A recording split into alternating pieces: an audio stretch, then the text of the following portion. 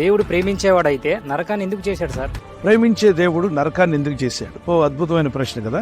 ప్రేమ కలిగిన దేవుడే మనల్ని ఎంతో ప్రేమించి నరుల కొరకు పరలోకాన్ని నిర్మించాయట. సో మనుషులందరూ ఎక్కడ రావాలనుకుంటున్నాడు?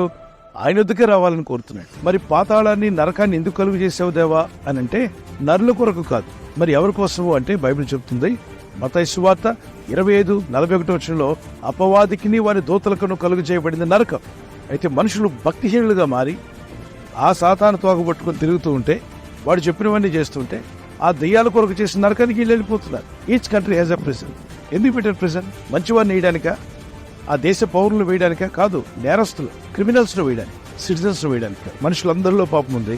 ఆ పాపాన్ని కడిగి పరిశుద్ధపరిచేటువంటి ప్రభు అయిన దేవుడు మానవులందరినీ పాపం నుండి విముక్తిగా చేస్తాను, పాతాళ బలము నుండి తప్పిస్తాను రమ్మని పిలుస్తున్నాడు. నీ హృదయంలోకి రమ్మని ఆహ్వానించు. ఆమె ఇచ్చే రక్షణ ధన్యత ఉచితంగా పొందుకో. God bless you.